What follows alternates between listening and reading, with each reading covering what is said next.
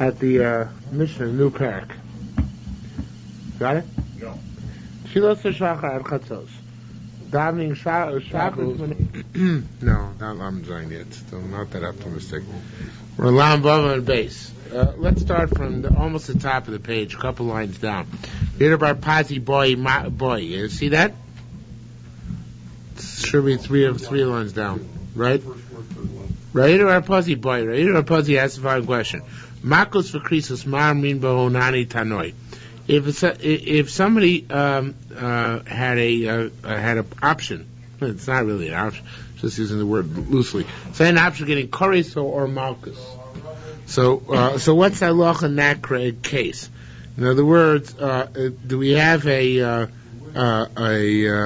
do we have somebody's chayav a koris for being mechal Yom Kippur or eating chametz on Pesach, right? Intentionally, right? They're chayav koris, so they're exempt from tashlumin or exempt from malchus or not. Okay, so really in the Bavli, the conclusion of this question is that you are chayav malchus. Koris doesn't exempt you from malchus. On the contrary, so Mila to get malchus in order to be exempted from koris. In fact, that there's, although I never figured out exactly how it worked, but in the whole controversy in the 16th century about renewing the smicha, that the part of the reason why the Maribe Rav wanted to renew the smicha was in order to give malchus, in order to give malchus to those people who had been Maranos and had therefore committed all sorts of sins, that they could get malchus in order to exempt them from koris. Okay, I'm not sure exactly how we plan on doing that, because I think you need hasra in order to get malchus, but that was part and parcel of the plan, part of the reason for that push. A lot of, by the way, Jewish secular research. Yeah. There are different books that talk about what they did in giving malchus. Yeah, I know that. I'm aware of that, but that's because of Dina Malchus Dina. In other words, we have the right. I think we even discussed this recently somewhere.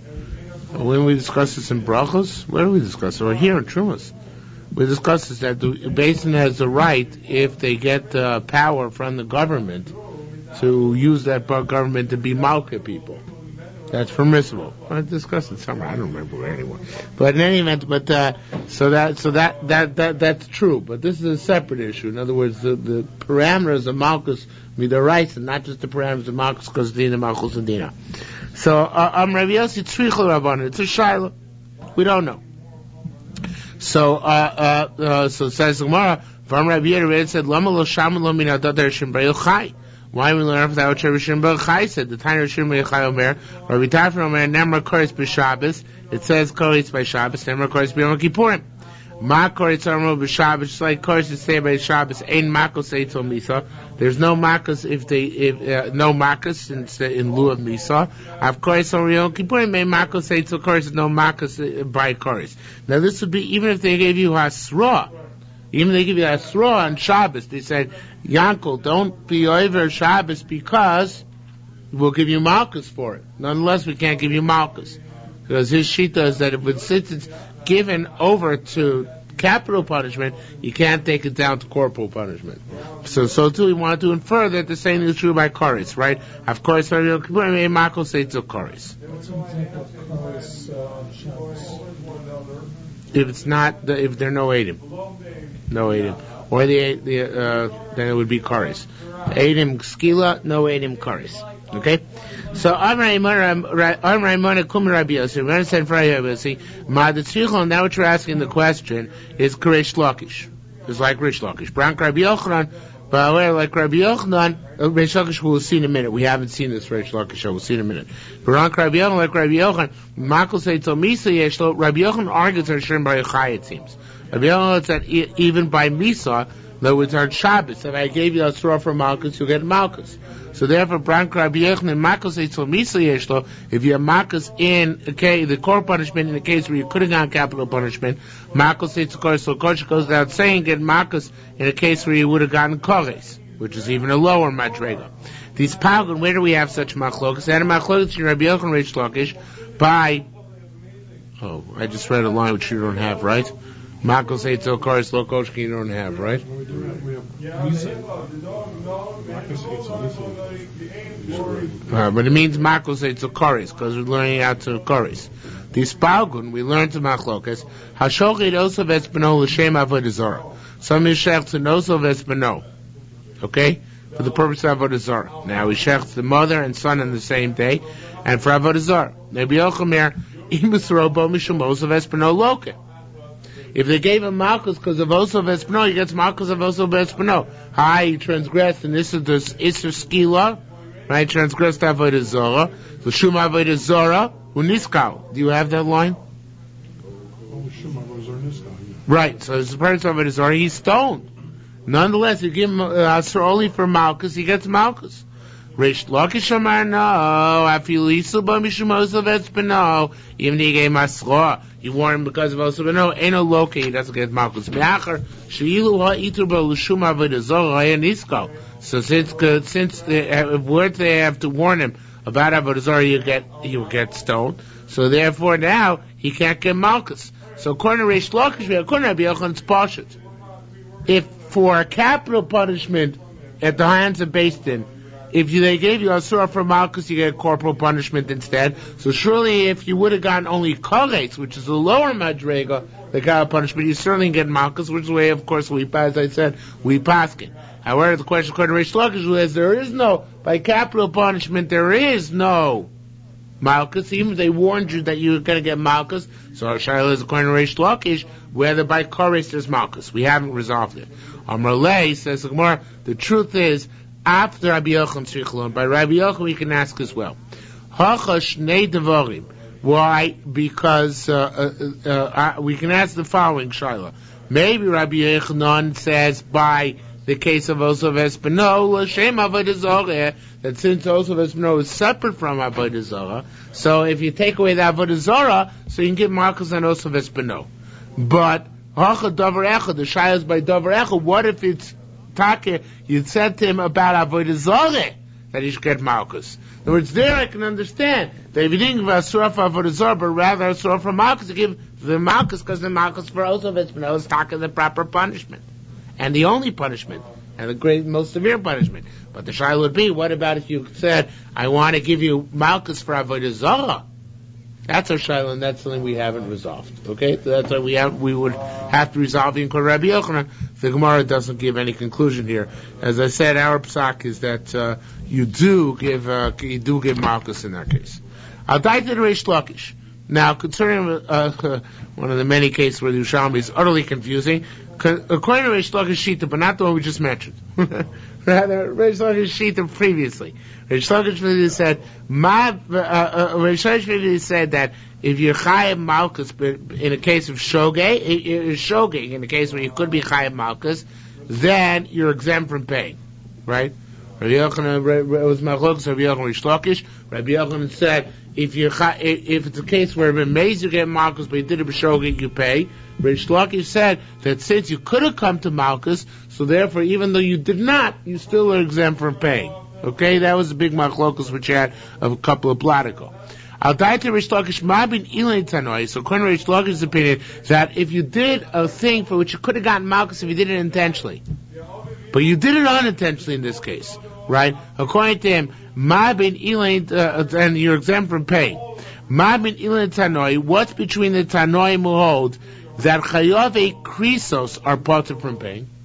Those are the Tanoim we learned yesterday. There are a couple of Tanoim who held that if you chayav koris, you're exempt from paying. Le'elin rabbanan, according to and the rabbis who say that a person doesn't get Malchus and pay at the same time. It was a chorah. It's the same thing, right? It's a very innocuous question. I need an afkimina. What's a case in which you can have a lav, but not have a koris? And that's going to be an afkamina, that if you say a lav exempts you from paying, then you'll be exempt from paying. If you say only a koris exempts you from paying, then you won't be exempt from paying. Where do I have such a case? That's a shiur. So the truth is, it should be very easy to find an answer, and it will be. Because all we need to find is a case where there are malchus and no koris, where there's a payment involved. That's all we'll have to find, okay? So it says, l'lavim v'lo l'krisus, right? Where's it such a case? It's going to have a lav and not a koris. Rabbi Yehuda said, I got a pashta case. It's an explicit case in explicit case. Oh, is it explicit? Well, it is in Ksuvas there, yeah. Before mamzeres beinehum. The nafkamina is if you have relations with mamzeres. Having relations with mamzeres is only a lav, not a koris, right? So if you have relations with mamzeres and she's a psula, right? You have to pay. You have a knas, right? Rape, or seduction. You have to pay. So that's a case, according to Pin, which holds that a lav itself exempts from paying. So you're exempt from paying. According to Pin, only a koris exempts from paying. You're not exempt. You have to pay. Okay, again, as we did in B'shogeg. So you're not getting malchus, right? But the child is where they're exempt. That's going to be the nafkamina. Rabbi Chanina said, I got another case for you. I ignite your pile of grain on Yontif Beineu. The Isra Malach on Yontif is not a koris. If you do Malach on Yontif, you only chayev a lav.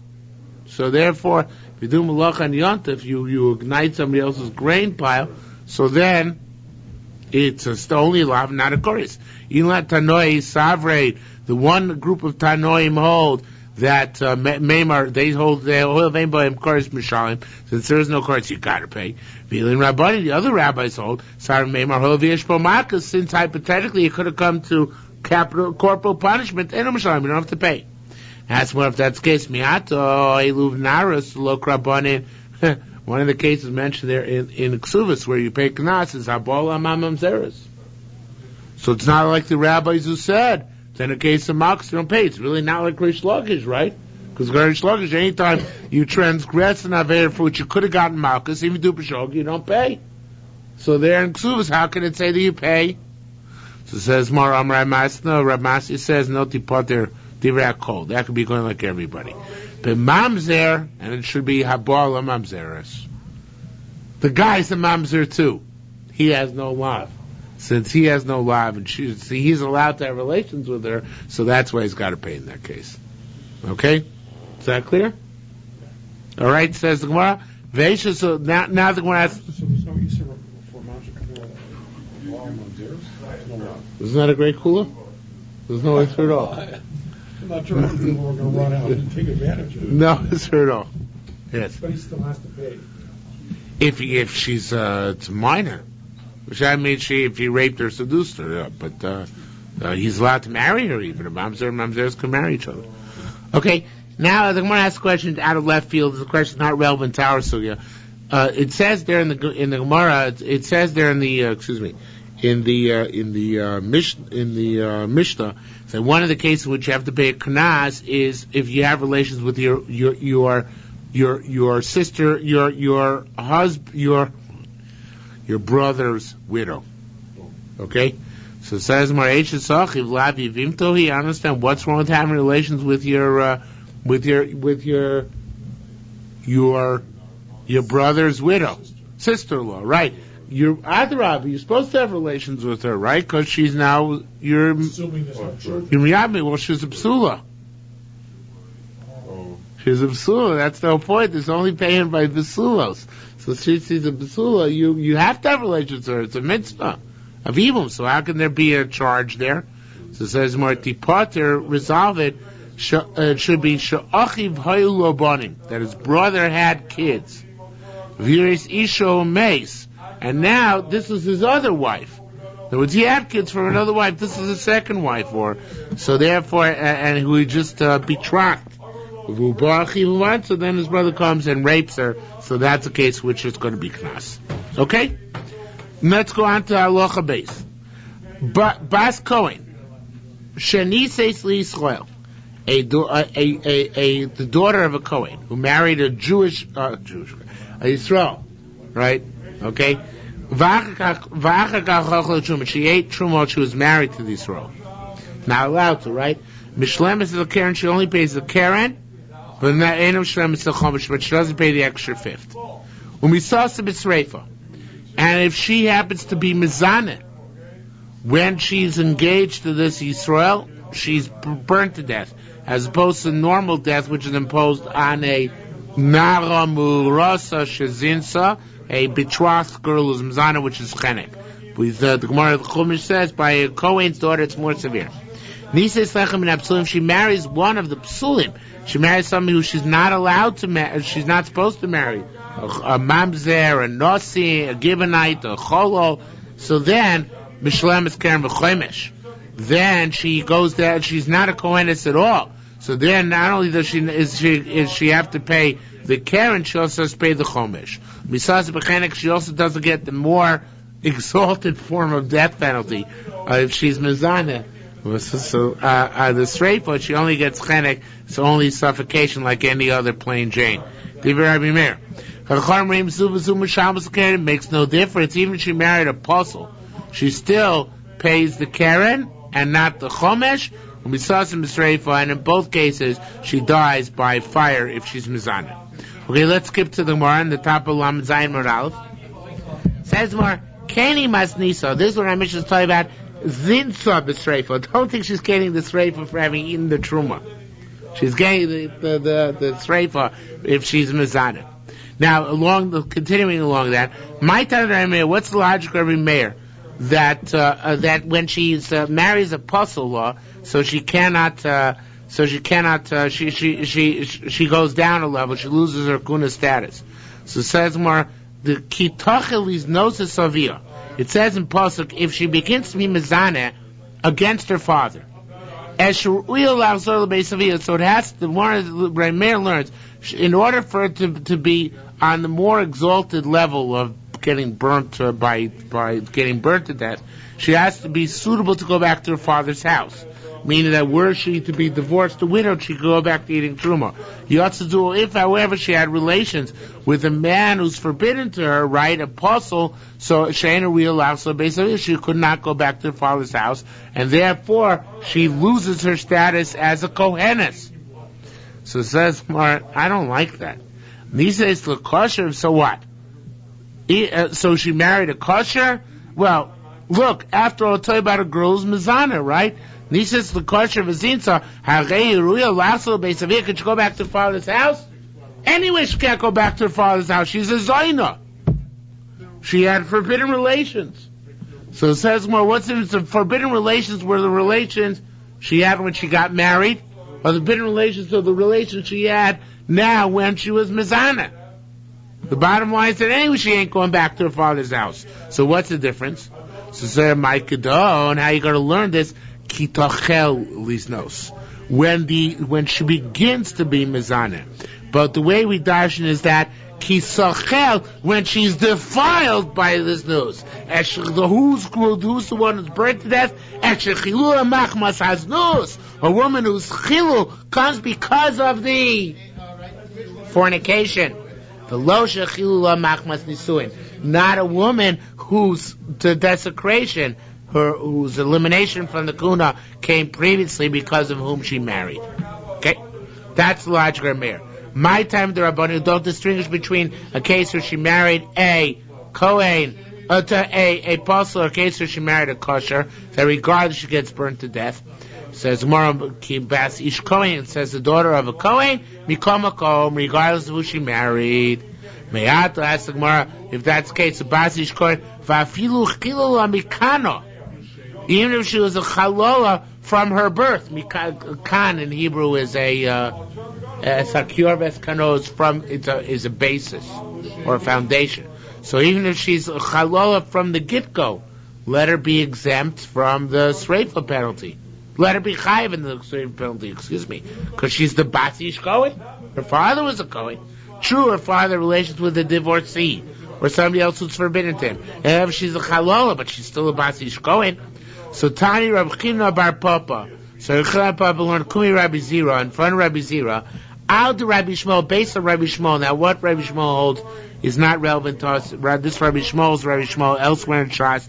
We're not going to get into it now. But Rabbi Shmuel, on the basis of a drasha made by Rabbi Shmuel in a different Masechta, where is it in Sanhedrin? Okay, so based on Rabbi Shmuel Sanhedrin, so he dashes these following words which are extraneous. Esavia imechaleles. Her father she desecrates. Es shechilula machmas atzma. She's got to be desecrated. She has to be somebody who was kosher till now and then desecrated afterwards as a result of this episode. Eshchila machmas atma, where the chil is something she brought upon herself. The losha chilula machmas avia, not where the chil is because of her father. Where the chil is because of her father, then there's no sreifa. And so too, she's born a chalol. Her father is the one who's machaler. She doesn't get burnt to death. However, that's only Rabbi Chanina bar Chanina bar Papa. Rabbi Chanina argues. Rabbi Chanina said, Shoy nani al de Rabbi Shmuel. I learn on my understanding, Rabbi Shmuel, there in Sanhedrin. Fafilu chalola mikan, or even a woman who's a chalola from birth also gets burnt to death. Why? So says the Gemara. Well, the Gemara, before we get to the Gemara further on, says the Gemara. Said before we get to the Gemara, Kavanoki explains that as long as her father was kosher, it doesn't matter. He doesn't darshan esavia yimchalelas that she is mechalel. That's not relevant. He just holds that the bottom line is as long as she had a kosher father, was a bona fide Kohen, even if she was a cholel from birth, she still is in the category of a bas Kohen who gets burnt to death.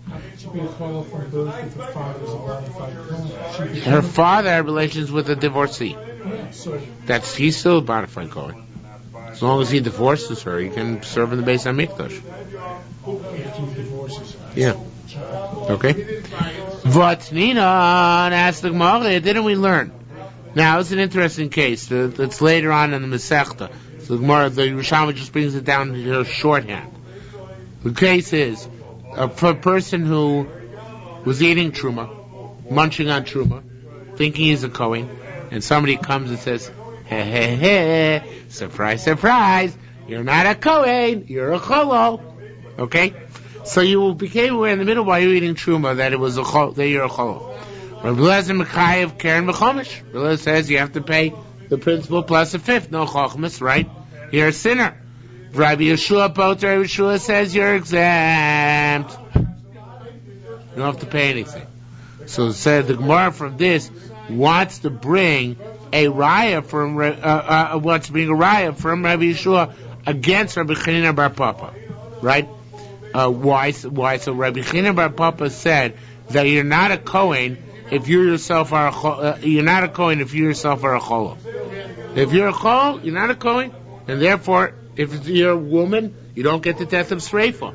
But here Rabbi Yeshua exempts the individual who found out that he was a Chol from Keren Chomesh. He must hold that at least on some level this individual is a Kohen, because otherwise how could he exempt the guy from Keren Chomesh? So we see some vestige of Kuna there must be, not like Rabbi Chanina bar Papa. So I have a point in the main, but they wanted to say, in order to answer Rabbi Chanina bar Papa, ma pligim b'chomesh. The whole shayla is by chomesh. Avo b'keren Rabbi Yeshua moide. But even Rabbi Yeshua agrees that the guy has to be a keren because a kohen is not. It's only a chol is not a kohen. V'loi says the Gemara. The truth is that's not true. That avada kohen Rabbi Yeshua is off the hook altogether. He doesn't even have to pay the keren.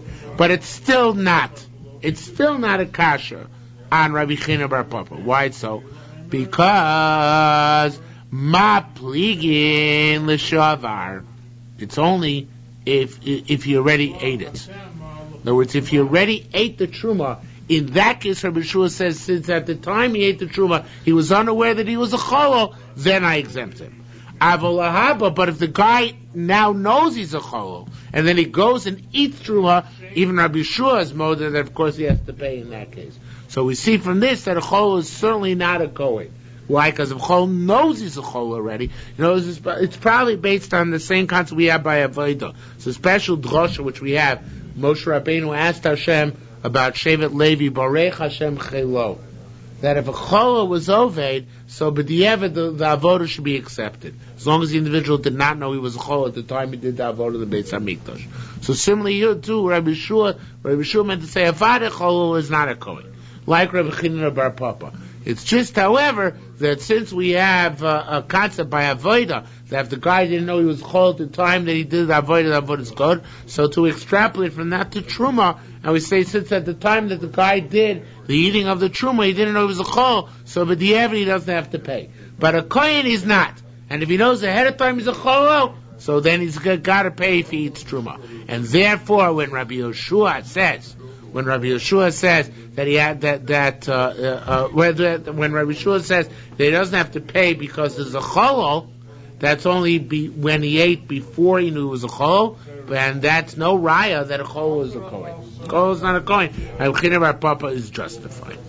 Okay, let's go back. Let's go back to the Mishnah. Back to Lam Vav on base. Hamachil is bonav. You see that? How many lines of bottom is that?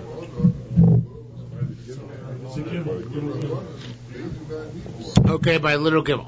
Hamachil is bonav katanim. Somebody gives his minor children, besavodav or his slaves, bengtanim, whether they are adults or children, he gives them truma to eat. Or ochel trumas chutzlaretz, somebody eats truma which grew in chutzlaretz, though it's not real truma. Or ochel palas mikasayitz truma, somebody eats less kasayitz from truma, and it doesn't have therefore a din of eating, right? In order to be chayiv, you have to have a din of eating. Mishayim is keren, in all these cases you pay keren, ve'enam mishayim is chomish, and not the fifth. And when you pay, since it's not a true payment, the payment remains chulin.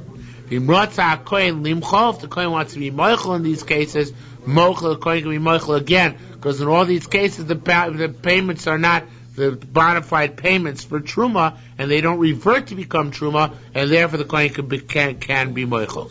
And the Mishnah sums this up. It says, Zeh klau. Do you have Zeh klau? Kol mashayim keren v'chomesh. Anybody who pays the principal plus a fifth, truma. Hatashlumi truma, the payment is truma. Therefore, the kohen wants to be moichel, ain't a moichel. Can't be moichel. Anybody who pays principal does not pay the additional fifth. Hatashlumi the payment is chulin. Therefore, the kohen wants to be moichel, he can't be moichel. Okay, let's go to the Gemara. Almost the Baal Lamatayim Ralph. Tanya? Everybody see Tanya? What we speak? You don't have a Tanya? Okay. Lo Yispil Kshalin?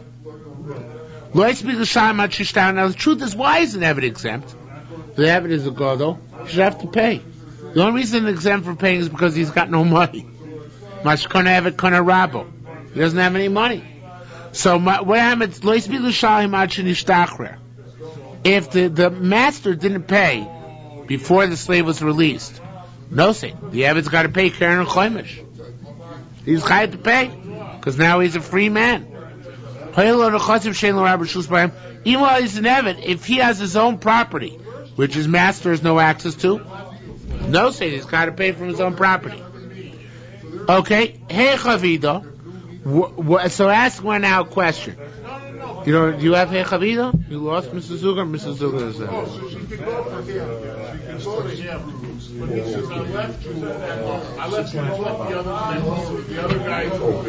Hey Chavida. Now the Gemara asks a Lomnisha question. Why should the Eved have to pay? After all, his master gave it to him. This should be analogous to Reuven Shegazam Shimon Peres. If Reuven stole Peres from Shimon, do we actually have in the Bavli where the Bavli uses Reuven, Shimon, Levi? I thought that's like I never recall that the Bavli actually used the names.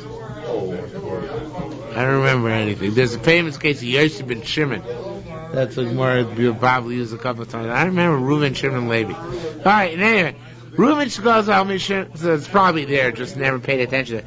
Reuven Shegaz al Mishim Peres. Reuven stole Peres from Shimon. Ve'achilon Levi, and gave it to Levi to eat. So Yotzei Deg Zelo? Shimon exempt from paying? That's what you're saying here. The Adon took the Truma and gave it to the Eved to eat. So the Eved's got to pay? Who's the one who's at fault here? The master. Who's the one who's at fault in this marshal? Shimon. So therefore, why does Levi have to pay? Says more the truth of the Chayra of Hapluk the Rabbi Chia Rabbi Rabbi Yanayu. This should be a machlokas of Rabbi Chia the Great, Rabbi Yanai. These Palgu, we have Machlokas, Goza Maparotso Shozeh. If I steal your apron, Benasel Zeh. Same case. Reuven steals Shimon's apron and gives it to Levi. Rabbi Lezer b'Shem Rabbi Chia Barabba, Rabbi Lezer named Rabbi Chia the Great says, Motzim min Arishon. You go to Reuven, you don't go to Levi. You go to Reuven, not to Levi. Rabbi Yochanan b'Shem Rabbi Yochanan, Af Motzim min Arishon. You also you could have a choice, either from Reuven or from Levi. Be that as it may, we see that you certainly only go to either Reuven or Levi, not to Levi exclusively. Yet here in our case, we're going to Levi exclusively, meaning the Eved. How do we justify such a thing? It says Mar'af Rabbi Chia Rabba Moidi Hacha. Even Rabbi Chia the Great. Yes, we're on Lam Zayin base now. Even Rabbi Chia the Great concedes in this point. In this case, why? Became Shnasa Levi Yotzedek Zelo. By Truma, once you gave it to Levi, meaning the Eved, the master is exempt. Why is that? Not because the Choshen Mishpat. But why is that? Because what is the Din by Truma? The Eichel's got to pay. It's not comparable to a classic case of Gezo. In a classic case of theft, the thief has got to pay. But here it's not. You're not paying for theft. It's not remuneration, not reimbursement or compensation. It's kapara guilt. So therefore, who's got to pay it? The Eichel's got to pay it. Who's the Eichel? Evan. Fair? Not fair. So bad. So what? He did Avera, he's got to pay. Okay? Again, not the Avera of the stealing, the Avera of the eating. Okay? Let's go on to the Mishnah. Shtei kupos. You have two containers. Now we're going to shift gears. We're getting back to bittul issues. Shtei kupos, you have two containers in front of you. Achas shel truma v'achas shel chulin. One contains truma, one contains chulin. V'nafla saw, and you have a saw of truma, which fell shel truma toch achas man, which fell into one of them. V'nedu lezme nafla. You don't know which one it fell into. Harani omer. I say it fell l'toch shel truma nafla. It fell into one which contains truma. Okay. That's a very big kula. We're going to learn more about in the Gemara. As a matter of fact, let's see the Gemara right now. Okay? Tanya. You see Tanya? Or do you have Tanya? Let's start Achas Me'av Achas Torah. Okay. I have a Tanya, but be that as it may, Achas Me'av Achas Torah, if you have one container which contains Tomei, and another container which contains Tahor, Ani Omer L'toch Tmei Nafla. I say that now, neither of these containers has 100 to 1, because if it had 100 to 1, that would really resolve our problem. But I say that it fell into the one which is Tomei. And therefore, the one which is Torah continues to be chulin torim, and you can eat it without any problems. Achas medumas v'achas ein medumas. One of them contains already some truma, and it's meduma. It's mixed in. The achas ein medumas, the other one's not meduma. I didn't really medumas, so if I have the right to say that it fell into the medumas, well, it already is a mixture. Achas yesh b'kdei laos. One of them has a ratio of 100 to 1. And one of them does not have the ratio of 100 to 1. Also, it should be sheyeshba. It's one which has in it k'dei laos enough to be mavatalit, enough that fell to that one. Reish Lakish. Reish Lakish said, now here you have a very fundamental machlokas in Reish Lakish Rav Yochanan. Shlomo said b'shein garbar v'ushiesh b'shnia rov.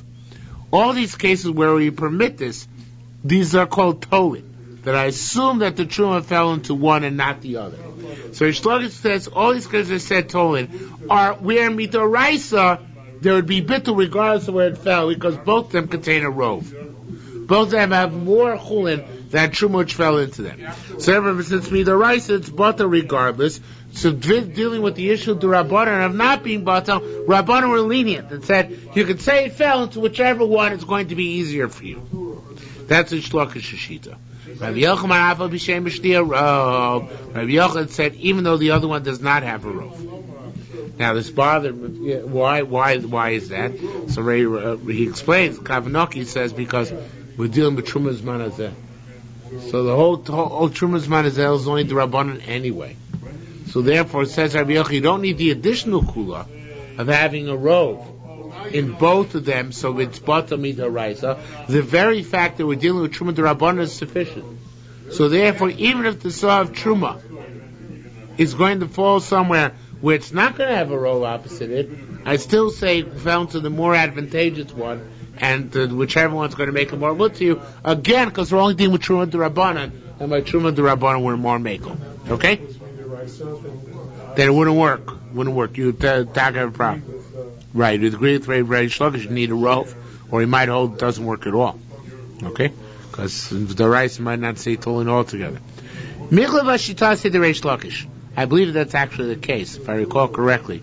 This is the last siman in the stuff you're required to learn for Smich and Yerodea. Siman Kuf Yud Aleph. So it comes after the murderous siman of Kuf Yud, which is the most difficult one. So by this time everybody just zooms through it. When the Kuf Yud Aleph talks about the whole concept of Tolin, if you have an Isser which fell into one of two pots, when it can be told, so I believe it's all based on the Rabbana. If it's the rice, we don't see Tolin even if both have rov. That's what I think I recall. Okay? Milchava Shita the Reish Lakish. This it seems to be a contradiction. Reish Lakish's Shita. Also, now the truth is, again, the Yerushalmi shorthand, it's impossible to understand unless you know some background material. This is stuff which we had previously. It said back there in Perek Dalet Halacha Zayin. It said back there that if you have a fig of Truma, which fell into 19 figs of Chulin, and then one of those 20 figs fell out. So back there, Reish Lakish said you can be makel. You said it's okay. You assume that the one which fell out is the Truma one. Here Reish Lakish is machmir. He says it's not enough that it's into Rabbana, and you need also bittul, but you need also a rov. So it seems that in that case, Tavan Omer is fake on Bata Barov. There he says that in a suffix it's Bata Barov, meaning that I say that as long as it just fell out, that's sufficient. Here he says it's not just enough that it's a Truma D'Rabbanan, but I also need there to be a rov in each one of the containers. So how come there he's so makel, here it's so machmir? So says Mar, it's not a contradiction.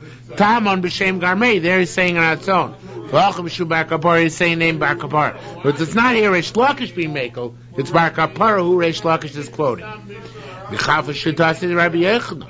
So Rabbi Yochanan seems to contradict himself. Tamon omer kula nasu ochiach. There he says, even if one fell out, again, one fig of Truma fell into 20 figs of Chulin, and then one fell out of that mixture, you only have 19 left. So there he's not makel. Says to all remain meduma. So why is that? So Tamanu Merkul Nazuchir says it's only 1 in 19 chance. So therefore, he says, I don't know that the 1 in 20 chance. So I don't know if the right one fell out. So therefore I continue to assume it's also. Here, they all require proof that they're not the true ones. However, here he says differently. Why? Because I assume it's 50-50. So it's there. It's a 5% chance that the right one fell out of the 20. Here it's a 50% chance that it fell into one which is advantageous to you. So on a much greater chance, he's more makel. That's the bottom line. Okay. In both cases, it's Truma D'Rabbanan. But Truma D'Rabbanan won't let him be makel in a 5% chance, but will let him be makel in a 50% chance. Okay? Tanya, now we're going to learn some variation on that theme. Tabalam Chesam Rao. Mr. Zuger, right on the top. Tanya. Shtei kupos. You have 2 containers. Achal shel Truma Tmei. One contains Truma, which is Tamei. V'achal shel Chulin Tar. One contains Chulin, which is Tar. V'notla saw Truma Tmei l'toch achas man. And the measure of Seir Truma fell, the measure of Truma Tmei fell to one of them. They don't know to which one it is. So which one is more advantageous? And the Omer l'toch shel Truma nafla.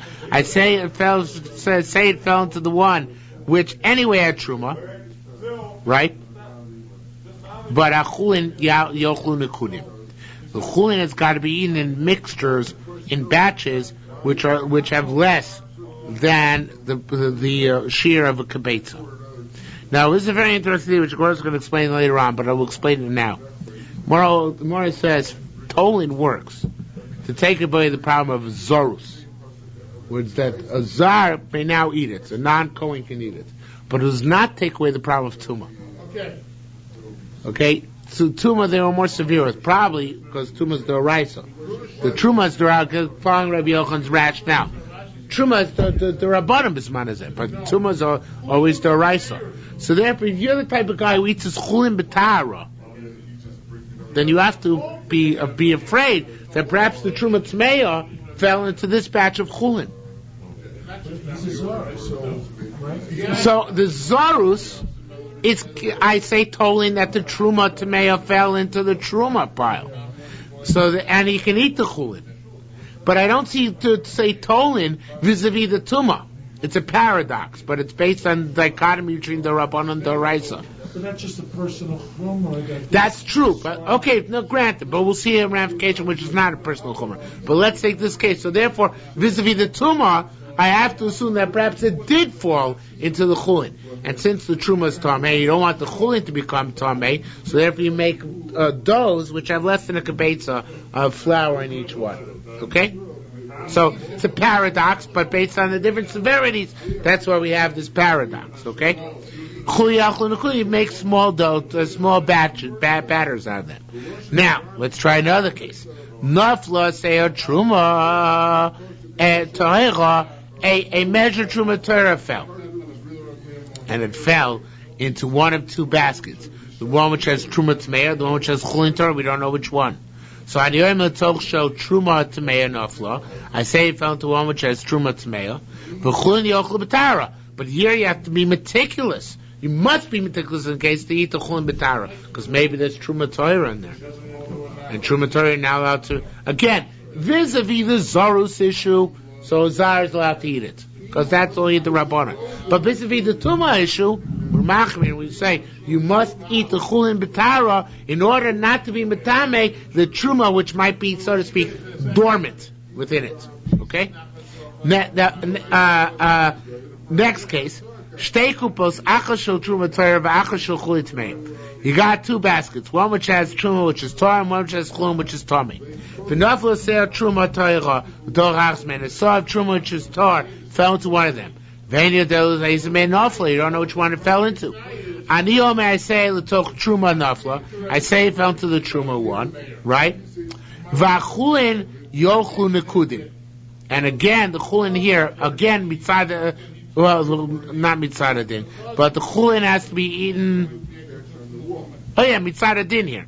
The chulin has to be eaten. The chulin has to be eaten in batches less than a gebetza. Why? Because again, here it's truma tahira which fell in. So I say, when it comes to the issue of Zorus, I say Mistomet fell into the Truma one. But because that's the Rabbanah. When it comes to the issue of Tuma, which is the Raisa, I say per chance. What? It's only the Rabbanah, right? Now, finally, this case, which is the most extreme case, Nafla saw Truma. Is that what I'm up to? Yes. Nafla saw Truma, Tmeya. You have one bucket, same case, you have one bucket which contains Truma Torah, and another bucket which contains Chulin Tmeim. Okay? And now a measure of Truma Tmeya fell. In that case, forget about the Tolin. Shtein Asuros. Okay? They're both Asur. Why are they both Asur? This is an interesting thing here. No matter where it falls, you're going to lose. You're going to lose something. Because this is Truma Tmeya, which fell into one of the containers. One of the containers has Chulin Tmeim, the other has Truma Tmeya. If you say that it fell into a container which has Truma Tahira, you're going to lose all your Truma Tahira. That's the problem. You're going to lose it because now I'm going to say that the Truma Tmeya came to contact with Truma Tmeya to Tahira, and it's going to cause a loss there. If I say it fell in the container of Chulin Tmeim, right, so I have a problem because then I can't eat the chulin. Because then that's going to be meduma because there isn't a ratio of 100 to 1. So no matter which way I go, I'm going to lose something. Since no matter which way I go, I'm going to lose something. So Chazal said, you know what, in this case, it ain't toilet. You can't be toilet in this case. Okay? But, manafshach. Because again, it fell into the truma, it's aser. Because then it makes the truma tameh. Either Toch Shechulin Naflu Aser, because then the Chulin doesn't have enough of a proportion to make it 100 to 1. So therefore, I'd say that both of them remain Aser. Lama. Now, this Lama is going back in the whole Sugi, and this is the principle I told you before. Why do I say that I have to be makbid on the Tuma, even though on the Zorus I don't have to be makbid? Because Safik Tamei Tamei. It retains the halacha Tuma. Perhaps because, as I said, Tuma's the Raisa. Safik Meduma Mutter. The issue of Meduma goes away. Why does the issue of Meduma go away? Again, because as we said before, we're talking about Truma D'Rabbanan. Okay? Let's go back to the Mishnah. Ein Yadua. Do you see that line? Ein Yadua is a Truma? It shows by not doing it, he just didn't want the first one to get it, and this is really in the Mishnah. Ein Yadua Ezu Yishol Truma Vezu Yishol Chulin.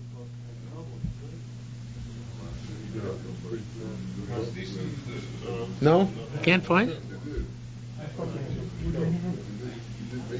Come on, it's got to be there. I thought it was towards the bottom. It doesn't say on the bottom.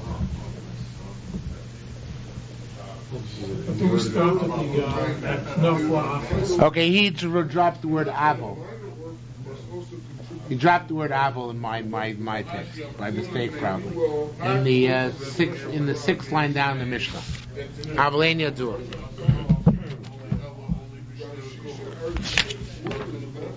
Abel ein Yadua. You don't know. Ezu Yishol Truma.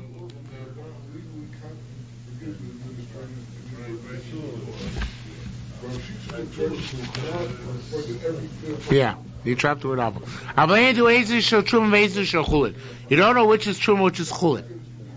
Now, you have the two. This is Stam, a generic case. You have two containers. One has Truma, one has Chulin. You don't know which is which. You don't know. If you eat one of them, you potter. Because you say I'm Moitzel Chaver Levaraya. Prove that I ate the Truma one. I'm not going to pay until you prove it. And then you have to assume that the second one is Truma. But nonetheless, it might not be Truma. So it's Chayv and Chala. The very mayor. In other words, you have to give it all Chumras, right? Maybe it's Truma. Maybe on the other hand, we say, however, that it's Chulin every Chayv and Chala. Divrei Meir. Rabbi Yossi Poter. Rabbi Yossi exempts you from Chala because Rabbi Yossi has a shita, which is that Meduma is always exempt from Chala, and this is a suffix whether it's Truma or not. It's the same like Meduma, and therefore it's exempt. What if another guy comes along and eats the second container? So he's also potter because each guy says, "Ha! The other guy ate the Truma and I ate the Chulin." However, and what if one guy ate both of them? Foolish guy. But since he gives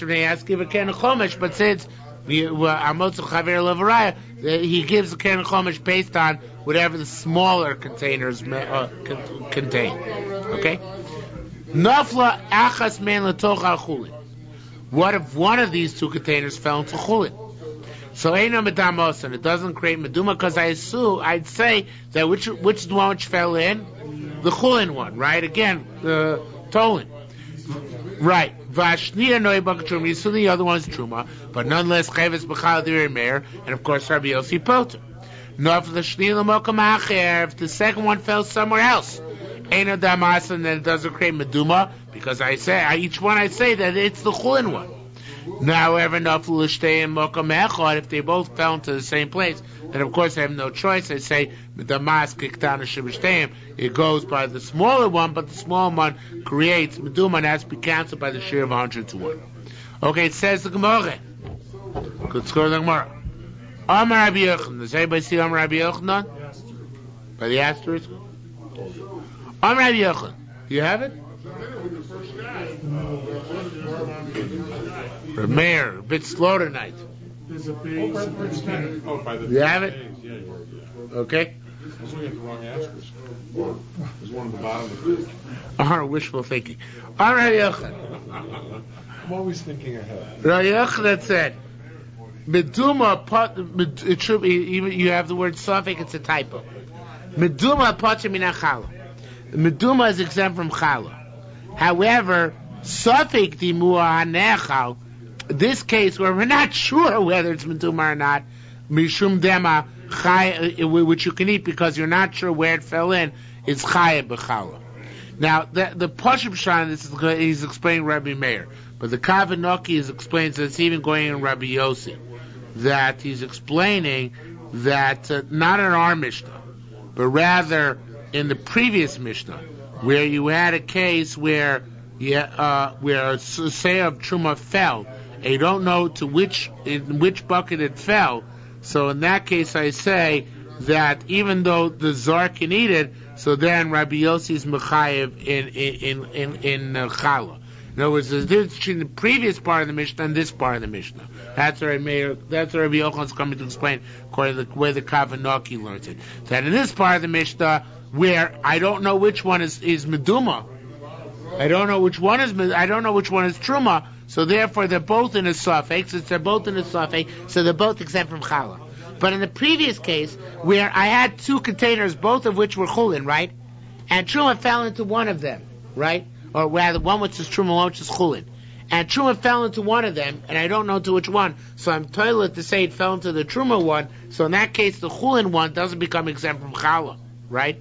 Because I'm assuming that it fell into the Truma one. The chulin one retains its character being chulin, so therefore the chulin is not exempt from challah. So only in this case where they're both part of the same suffix as opposed to the previous case. Okay, do you have a header now? No header? Okay, Rabbi Yochanan, you got? Rabbi Yochanan. Do you have that, Mr. Zuger? Rabbi Yochanan. To Rabbi Yehuda, our mission is going like Rabbi Yehuda. The Tziniyatawan classic case, one of the most classic cases in all of Shas. You have two paths, and there's a kever under one of the paths. And what Reuven went on path A, well, we don't know which path has the kever, right? Shnei Shvilin. Reuven went on path A. No. It doesn't say it in my text either. Say it outside. Reuven went on path A, and Shimon went on path B. And we don't know which is who's Tommy and who's Tar.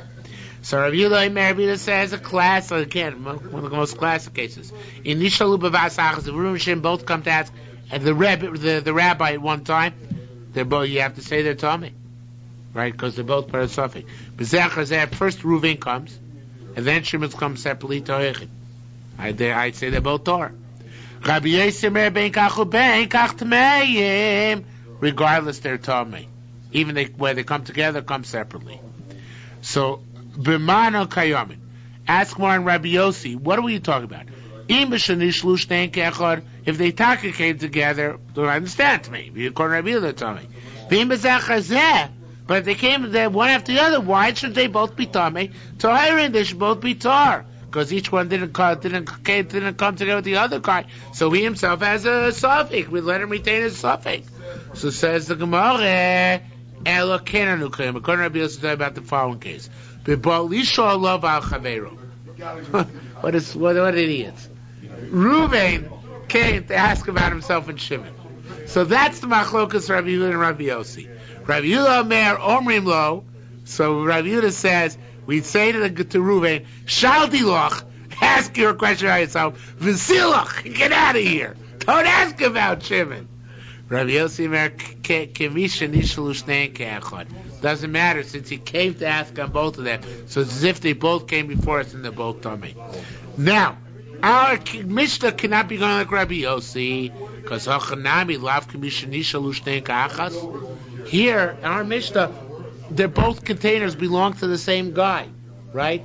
We don't know which one's Chul, we don't know which one's Truma, but they both belong to the same guy. So therefore, it's always like Nishlu Shneim Ka'achas. They both came under the same, even they don't belong to the same guy, they both came into the same suffix. So therefore, Rabbi Yossi could never say in our case that we assume that each one is the Chulin one in turn. Because it's always like Nishlu Shneim Ba'asachas. And therefore, our Mishkan go like Rabbi Yossi, only Rabbi Yehuda says that we look at them separately. We say, even though the suffix arose together, we say, let's take each one independently. Okay, let's go back to the Mishnah. Zara, for the last part of the Mishnah. Zara es Hachasman, does anybody see that?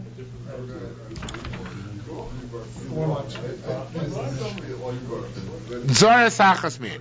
You planted one of these containers. Potter, you're exempt. You assume that you planted the chulin. Vashnir no yibaka truma. You assume the second was a truma and chayev zuchad chaim and chal divrei meir. Rabbi Yossi Pilter again because it's like meduma. Zor achas hashiv. If somebody else planted the second container, Potter, you're exempt as well. He's exempt as well. Zor echad shneim. What if somebody planted both of them? So now one of them was for sure the truma. B'davish is arakalu. So this is the halacha. If you plant truma and it's something where the seed rots, then the growth is mutter. B'davish ein zarakola. If it's something where the seed does not rot, such as a bulb, so then also whatever grows is also. Okay? And here again, you have to ask one of the two. I'll come downstairs. I'll be down in 2 minutes. Says Mar, Rabbi Zir b'shem Rabbi Chia bar. I just want to try and finish the parak. Rabbi Zir b'shem Rabbi Chia bar va. Rabbi Zir said name Rabbi Chia bar va. This is only if you planted the second one before you harvested the first one, so they're both in the ground at the same time. But if you harvested the first one before you planted the second one, that's a special kula there. There's not a sufficient paradox since they weren't in the ground at the same time. So even the same person planted both, each one in turn he can say is the one which is chulin. So if they're both in the ground at the same time, that I have a problem. Okay? Rabbi Chanina Tirta, b'shem Rabbi Yanai said, Batzel shel truma. You have onion shel truma, okro, shaslo, you uprooted it and you planted it. That's lav dafka. It means you had truma, it was out of the ground, you called it truma, and then you planted it again. Shel mikivan shariba lav chodesh, even though it's a bulb, once you have enough new stuff there, that it's more than the old bulb, it's mutter. Says Mark, you'd say such a thing. V'osiv Rabbi Zira. Zira asked, V'atin, then we learn, Eshazaro kolim mutter, only where the seed rots is a mutter. V'davish ain't zaro kolim also. So where seed does not rot, remain also. So davish is zaro kolim mutter, and where, the thing where we say Zara Davish Zara Kola, where the seed rots, it's mutter b'riva chodesh, where now there's new stuff there. So, ever continuing on that logic, our mission says, "B'davish ain't Zara Kola also." By the same way the Zara is not Kola and remains also. Even though there's more new stuff. So what does Rabbi Zira hold? So fascinating thing. Our Mishnah seems to be against Rabbi Zira. Rabbi Zira kadaite. Rabbi Zira has his own opinion, though. Rabbi Zira, b'shem Rabbi Yonasan. Rabbi Zira said, name Rabbi Yonasan. Batzel shel kilei akerem. A batzel, a onion, which is kilaim. She'akro v'shasel, which you uprooted then replanted. Afilu hosif kama os, or even if it added on, so then more than 200 brings down. It's also she'ein gidule isur malin esa isur. So what does this answer? Gee, I'm confused. Rabbi Zira Kedaite. Rabbi Zira. Oh, right. Oh, it's Rabbi Zira's asking the question, of course. Rabbi Zira's asking the question is like Rabbi Zira said in other places, right? Rabbi Chanina is the one who's matir. Rabbi Chanina says matir. Rabbi Zira asks the question for our Mishnah. And Rabbi Zira's question is also Rabbi Zira said, Rabbi Yonasan, by Batzel Shokili Akerem, by a bulb of kilaim which you replanted, that there too he said, even if it grows 200 times over, right? Even the new bulb of onion is 200 times greater than the old one. And 200 to 1 is the shiur which is mevatel kilaim. It doesn't matter. Once in anything which is davish ein zaro kola, that's it. It's also. So again, on Rabbi Chanina, we asked a question from our Mishnah, and Rabbi Zira has another, not a Mishnah, but another statement named Rabbi Yonasan, which is against Rabbi Chanina Tirta, and the one doesn't answer, so mistamim remains also. We'll stop here for this evening. And that's when Eretz Yisrael, the sunset is later. Says the Gemara, Rabbi Yochanan said, Lavani Krashma Tzula. Why is it called Tzula? Why is Bava called Tzula? Shisham Tzolu Meisei Doar Mabu. Because there fell down all those people who died in the Mabu. Gam beBavel Ninpo Chalol Yisrael. How do we know that? Because it says, also in Bavel fell the casualties of Israel. Gam beBavel nafu chalei karetz, and also in Bavel fell the casualties of all the land. Who are the casualties of all the land? Those are the casualties of the Mabul. Ksiv, it says. No, I thought Mabul is not Eretz Yisrael. Because it said, no, the Gemara Menachos has the opinion that was not in Eretz Yisrael. Not Eretz Yisrael. Everywhere but Eretz Yisrael, right. So it says, Ksiv, it says, Vayim to be called Eretz Shinar. They found a valley in Shinar, Vayesh B'Sham, and they sat there, and that's where they built Big Bavel. Amrei Shlokish Lomni called Shema Shinar. Why is it called Shinar? Shisham Ninaru Meisei Dor Mabul. That's where the deputy from Dor Mabul were shaken down too. Davar Acher, another interpretation. Shinar means Shemesim B'Tashnuk. People who die in Babel, they die in affliction. Tashnuk is a fascinating word. I have no idea where it comes from, but it means they die in affliction. Blo ner v'lo merchas. They don't have decent candles in Babel because they don't have olive oil. They only have sesame oil. Olives are indigenous to Eretz Yisrael, not to Babel. And they don't have decent bathhouses. I'm not sure why they don't have decent bathhouses. Maybe because they have so many rivers, they never bother building bathhouses. In any event, the Mashbiach says from here because cute. I don't think it's true, but it's cute. He says from this Gemara comes the minhag that when a person dies, you do a tar on him and you light candles by his body. Because since Rabbi Yochanan said people die in Bavel without baths, and without candles, it means from this we derive that it must be when you die, you're supposed to get a bath, that's the tara, and a candle. That's lighting the candles in the presence of the dead body. Okay?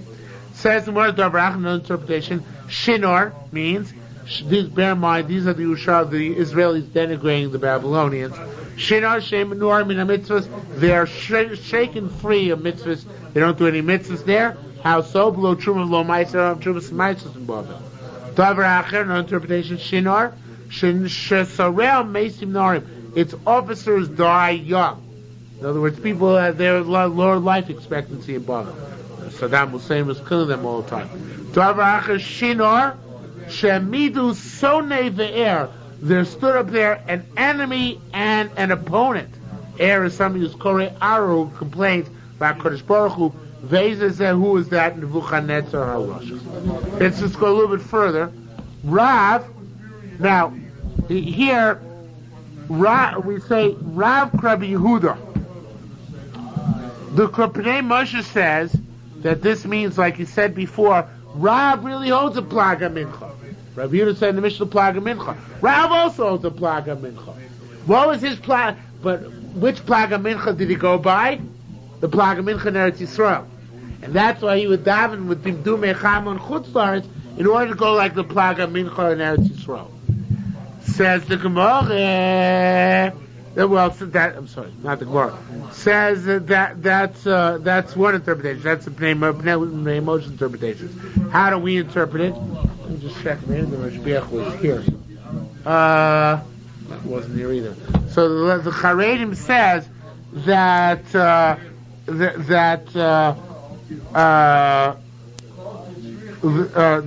not that Ra. The Charedim says there's an Ikud Omri. In other words, there's those who say that not that Rav Daven Dimdum Echama like the mice we had before, but rather that Rav Taka Daven like Rabbi Yehuda before Plaga Mincha. And it makes sense in Eretz Yisrael they would have two versions because Rav was in Bavel, so they weren't sure when he davened. Did he daven at the time of Plaga Mincha, which is this interpretation, or he daven with Dimdum Echama like we said before? Says what in Tavine Karabanan Leis Rabbi Yehuda Moide. The bottom line, however, is why would Rav do like Rabbi Yehuda? Because if you do like Rabbanan, you don't fulfill Rabbi Yehuda. Why? Because if you daven like Rabbanan, you daven after Plaga Mincha. That's bad according to Rabbanan. But in Rabbanan, I'm sorry. Late Rabbi doesn't concede. In Tabinik Rabbi, but if you do like Rabbi Yehuda, Rabbanan Moide. Even Rabbanan say you did it good. In other words, if you done before Plaga Mincha, you're not doing anything against Rabbanan, and you're being Mekayim Rabbi Yehuda. So therefore, it's always advantageous to daven before Plaga Mincha, because then Manav Shach. Rabbi Yehuda is not, Rabbi Yehuda Yotzei, and Rabbanan are not upset at you for doing it. However, you daven after Plaga Mincha, then you lost Rabbi Yehuda. You still have Rabbanan to rely, but you lost Rabbi Yehuda. So therefore, this interpretation would hold, this Ikodamri would hold, that it's always better daven before Plag, not with Timdumei Chama, in order to be Yotzei the Shita of Rabbi Yehuda. Okay, it says more Minayin L'Ne'ilah. Till now we've talked about Shachris Mincha Musaf. How do we know about Ne'ilah? Rabbi Leir said, Gam Kikar Tabu Tfilah. It says, also if you daven a lot, I'm not going to listen to you. You can't, from here we learned though, that normally, that was a klola which Yeshai gave. That's from the Haftorah for Shabbos Chazon. But normally it means we can't call a marba b'tfilah nana. If you daven a lot, you get answered. Except for a tzoyim, when we want to be answered by Hashem, we daven a lot, we tack on an extra tfilah nila. Machlefah shita say the Rabbi Levi. This is the opposite of Rabbi Levi's normal shita. Tamon we learned over there Rabbi Abba Brei Rab Papi and Rabbi Shur the Sichlin said b'shem Rabbi Levi b'chol etzev yeh moisar. With all, I forgot how to translate this pasuk. With all sadness will be extra, but that must mean something else. But that's not important right now. What's important is the end of the pasuk. The end of the pasuk says, "V'dvar tzvasayim achla machsor." The words of the lips are for a shortcoming. Rabbi Levi said, "Chana idesha ribsa b'tfila." Chana said she davened so much. Kitzur Yom of Shmuel, she made Shmuel live a shorter life. But there's such a 52, right? There's such a thing as davening too much. Here, Rabbi Levi said, "Ani Tainus, just daven as much as possible." But somewhere else, Rabbi Levi said, "Don't daven too much." Where do we see that? Shomra, she said, "V'yeshav Shomad Olam." She said to God, "Let him be in the Mishkan forever." Well, what's forever for a Levi? 50 years. The Chsiv, as it says, when we ban Chamishim Shana Yashim Mitzvah Avoda. At 50, a Levi retires from working the Beis HaMikdash. So therefore, she said, let him be in the Mishkan for 50 years. He got there when he was 2. How long did he live? 52 years. Chamishim Tardi had 52 years. Rabbi Yossi Bun, Shtayim Shegmalosu, Shtayim Shegmal. It's actually a kasha. I didn't have 52. Rabbi Yossi Rabbi Bun, Shtayim Shegmalosu. So 2 years till she weaned him, and then he had 50 years on top of that. Vikor Marachet. That's Rabbi Levi Shita over there. You shouldn't daven too long. And here she says you're supposed to daven a long time. Here he says this. How do you reconcile Rabbi Levi? Says more, I Omra Kain L'Yochid. If he said you shouldn't daven too long, that's for Yochid. But hey, L'Tzibor, you daven with the Tzibor, they have much more schuyos, they can daven as much as they want, and that's why we daven shul, they should daven a long davening. At least on the kindness. Mechiver Shem Rabbi Yochanan and Rabbi Shimon Chlav said B'Shem Meir, but for Yochi, here B'Sol Lifnei, L'Yispal Lifnei Hashem, they said on the contrary. When Chana davened a lot before God, she was answered. We can't, from here we see, Shekar Marba V'Tfilo Nana, anybody who davens a long davening is answered. So I guess there are different perspectives. And the truth is, sometimes davening long is good. But sometimes if you daven long, and you come across as being too demanding, so it's probably a kitrug against you, and sometimes it works against you as it works against Chana and Shmuel.